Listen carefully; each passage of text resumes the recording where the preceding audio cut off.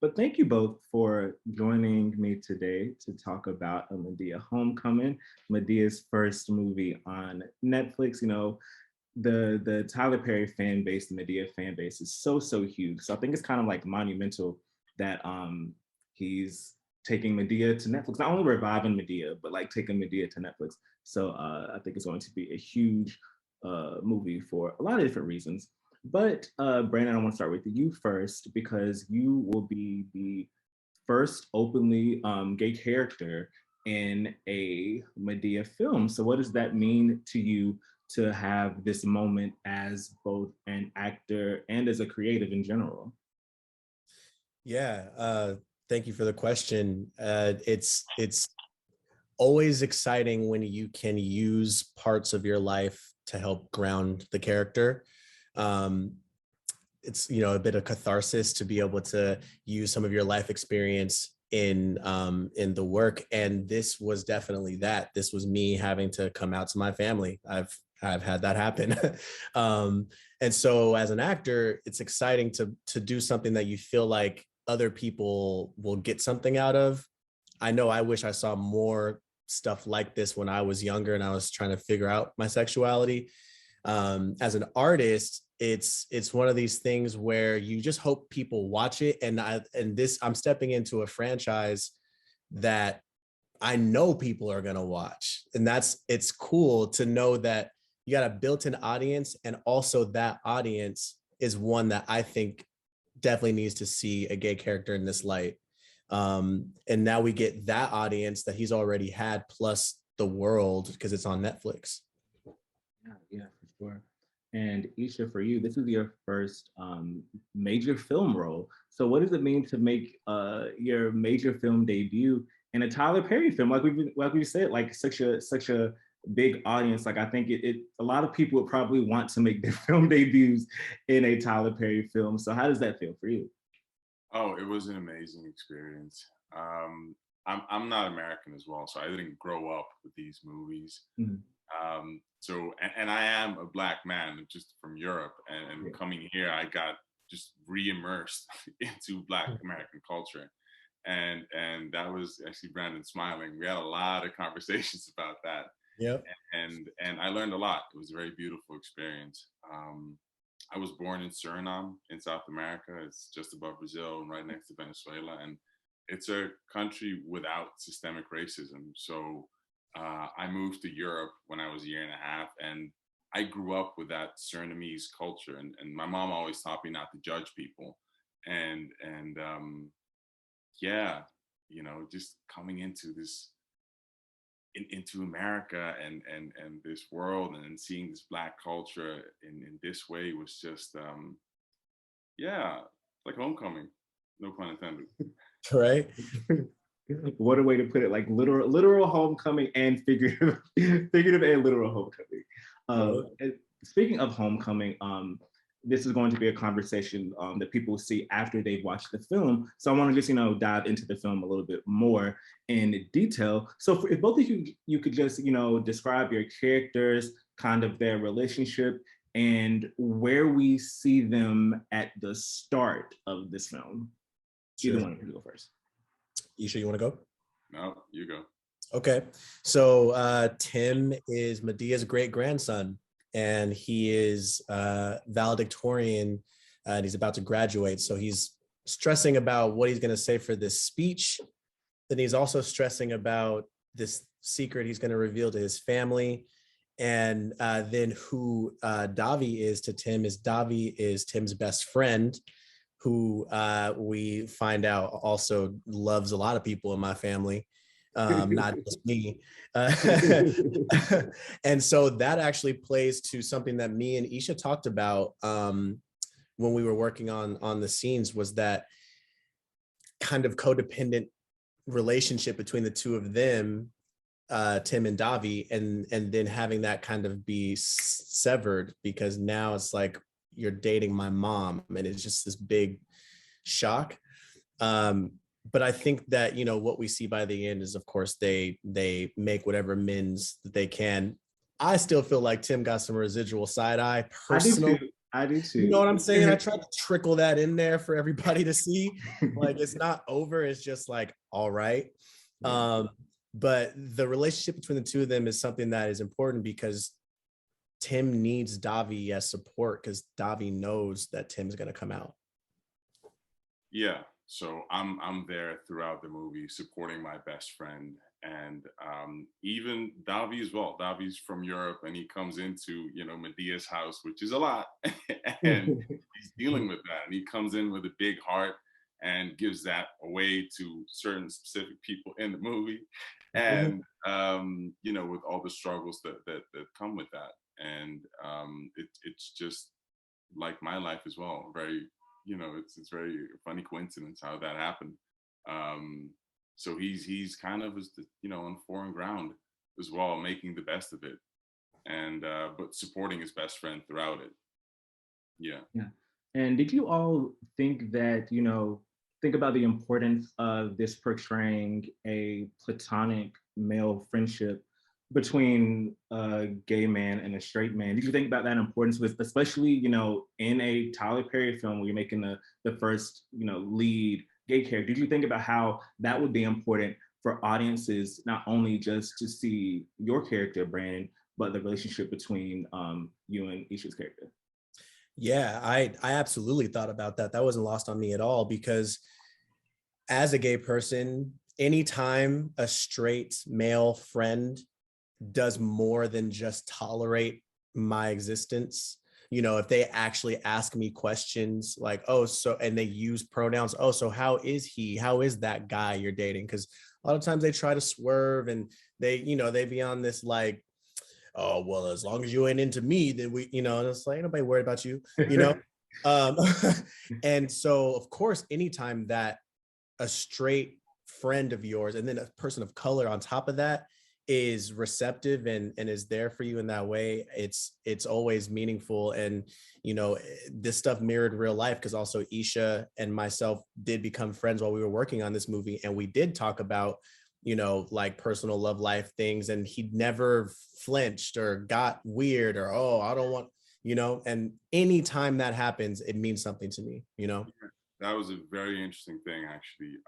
Just from what my mom always taught me in life: don't judge, just judge people for the way they treat you, and that's the way I treat people in general, and the same way with Brandon as well. So we stayed friends afterwards as well, and we did everything together, all the scenes. It was our first feature film as well. But then what was interesting for me is that, going back home, you know, being with my family, that's not, I'm used to that. But then street culture was very different. I learned a lot, and I actually noticed how homophobic people can be. And as a straight man, you don't always realize it because it's not necessarily your battle. But then coming off a movie like this, and then thinking about all my other gay friends, and it's like, yeah, and I start opening my mouth a lot more, and then you hear people like, don't complain, and it's very interesting.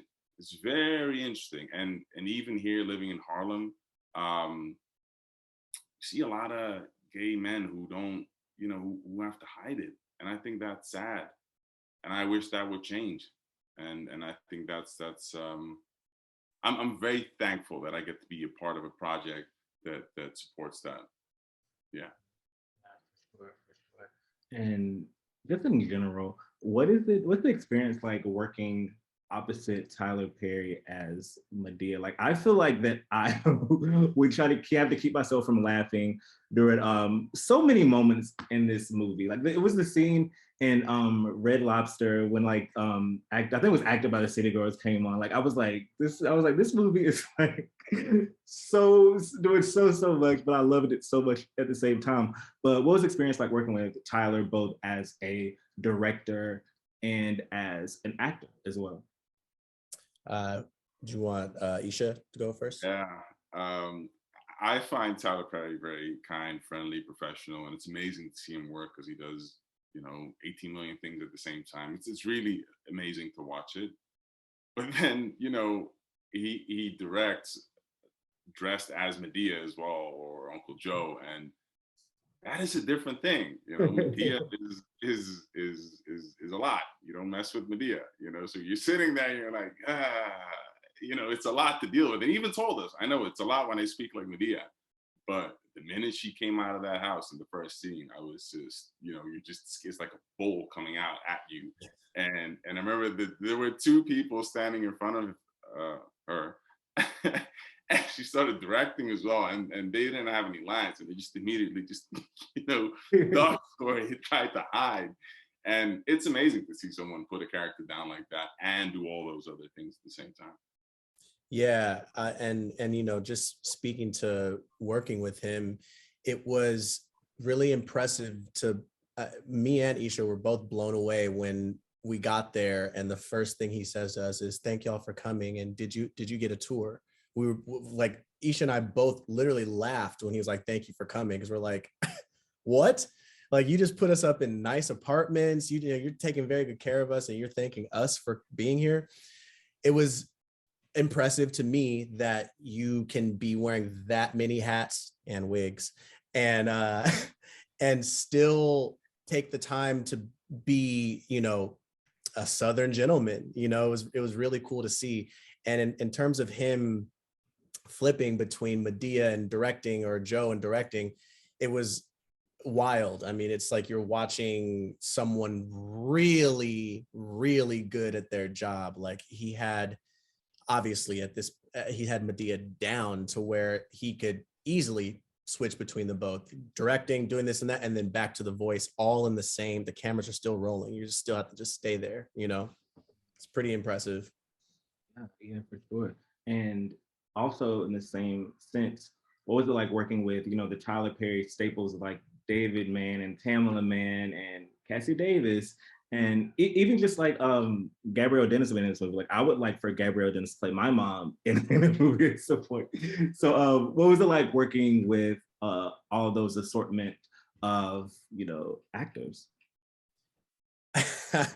You Okay. I mean, you very quickly understand that you have a job to do. These people have been doing it for years. They've done the plays, and you understand. Listen, I'm here. I have to do a job. I have to tell this story so they can crack all their jokes around it. That's what the movie's about. Yeah. And they're gonna make jokes about you, around you, through you, and you have to keep that through line. Yeah. And yeah, it was a particular challenge, but an amazing challenge as well. And there were some other things that acting wise were the challenge personally as well. So I was very thankful to be there. Yeah, I gotta say, working with Miss Cassie Davis was a challenge, because she's so funny. She's so good at her job, and we would all talk about her afterwards. I mean, it was like, I'm so glad to have worked with her, and Gabrielle Dennis too. Yeah, like having her play my mom. She's so professional and so like knows how to be on set, knows how to get what she needs to do her job right, and she's just like very precise.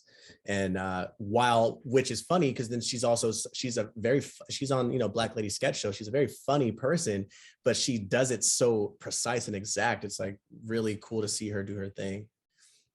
Yeah. And Brandon, also for you, I know you're coming off of the last season of Dear White People, Yeah. which premiered not too long ago. How does it feel to, first of all, remain at a Netflix project, helping from series to film, but also just reflecting on how impactful that show was? A lot of, monumental firsts happened on that show, just like, this happened in this movie. How does it kind of, I guess, compare? Kind of making a difference on both projects? Yeah, I love being on Dear White People, and it's cool to go from that to this, and I'm still on Netflix. I really love working for Netflix for a lot of reasons, but one is that I really love their social media game. I feel like they really help to like support their actors and like really get them out there. They've got all these different accounts, and I just think it's so impressive to have all these different voices that are fully independent of each other, all under the same umbrella. So I'm excited to be back working there. And it's like, I mean, Netflix likes to have events where they keep it in the family, but that family now has like Robert De Niro and like, it's like crazy huge heavy hitters that are in here with little old me and Isha, you know. So it's really cool that that they have such a wide scope. And with comparing the two, it's interesting. It's like they both were in like very, very prestigious colleges. One was fictional, and both are well-spoken characters, but like Cordell is a fool. Like he's a jester, he's a clown. And then I feel like me and Isha's job here in this movie is to be a representative for the audience, because everyone else is so zany crazy, and we're the ones like, what, you know, what's going on, like the audience might be. And so it's a different job. I come in with a different mindset, but I'm having a good time doing either because I'm doing what I love to do and with cool people. And last question for both of you, each of you to go first. What's a major theme that you hope resonates with audiences after they watch this movie? Personally, and I think that would give Brandon his thing as well. Personally, is, listen, we're all Black, you know, we're all descendants of this African diaspora. I would wish that people look beyond what they know about Black culture. It is a very different thing being a Black man from America, from Europe, from Africa, and I think we can all learn from each other. And you know, I think a lot of people don't travel as much outside of the country, and I would wish that they would venture a bit further because, you know, maybe you can alleviate your, I don't want to use certain words, but alleviate the struggles that might go on in your mind, yeah, by venturing outside. Ask me your question one more time. I want to make sure I answer it correctly. What's a major theme that you hope resonates with audiences after they watch the movie? Yes. So I hope that people, after seeing this movie, after they had a bunch of laughs and are, you know, slayed by the Beyonce thing at the end of the movie. That was iconic. Right? My goodness. And so after all that, I hope that they're left with the fact that Tim's family accepted him without a blink of an eye. And they're all different people from different times. You know, we've got a few different generations that I was talking to at one time. And to see even my dad, who was problematic for other reasons, but he still was there for his kid. I think that especially the male figures in our families accepting their kids, however they are, you know, shout out to Dwayne Wade. You know, I think that if we can see more of that and know that that is a viable option that exists, it does exist, that people love their kids no matter what they are. And Madea being like however old she is with a shotgun under her seat and all this stuff like that, to not even question it, I hope that more people do just like that. I think it's a lot of important messages amidst the comedy. I mean, it's of course it's like, you know, it's a Madea comedy, but it does have a lot of important messages, right, that underlie within it as well. Right. Well, thank you both so much for your time and your thoughtful answers. And I cannot wait until everyone can see this movie and laugh as much as I did. But thank you so much for your time, and I hope you enjoy the rest of your day. Thank you. You too. You have a good one, Trey.